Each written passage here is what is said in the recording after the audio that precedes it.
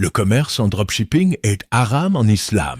Hey, c'est pas ce que je t'ai demandé de dire. Bon, d'accord. Je voulais Ah, dire... papa, laisse. Je vais moi-même expliquer, pardon. Bueno. Bon, déjà, désolé d'avoir secoué ton cœur. Mais ce qu'il a dit en vrai, c'est partiellement vrai et je t'explique pourquoi.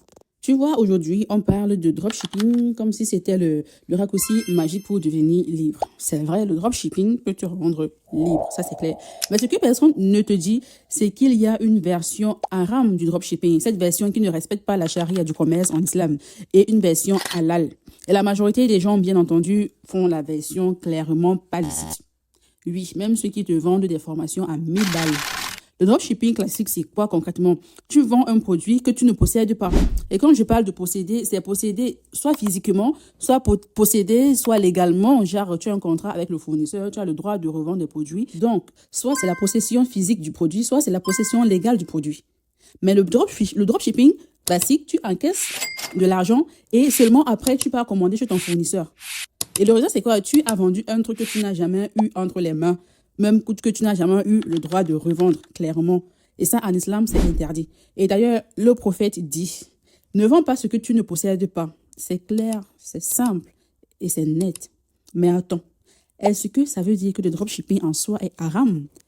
Pas du tout. Ce qui est haram, c'est la manière. Parce que si tu vends en étant transparent, si tu as un vrai contrat avec ton fournisseur, ou si tu agis simplement comme intermédiaire, genre une sorte d'affilié, ou que tu ne confirmes la vente qu'après avoir eu le produit sous ton contrôle, alors là, oui, ton dropshipping est halal, ton dropshipping est licite et ton commerce aura de la baraka. Le problème, c'est pas le business. Le problème, c'est la tromperie, les visuels fake, les délais cachés, les mensonges sur entreprises françaises, alors que tout part d'AliExpress. Allah ne t'a pas interdit le commerce. Et d'ailleurs, le prophète, sallallahu alayhi wa sallam, il était commerçant. Il t'a juste interdit de tricher. Alors, avant de chercher ton prochain produit winner, cherche d'abord à avoir un business clean. Parce qu'un commerce avec baraka, ça se construit avec la vérité. Et donc, le dropshipping halal, ce n'est pas un raccourci, c'est une grosse responsabilité. Et la baraka ne vient pas du volume. La baraka vient de ton intention.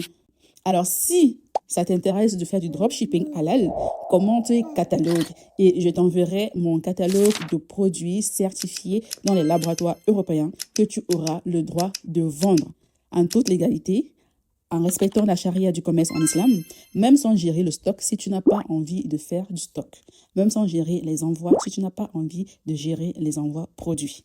Commente catalogue.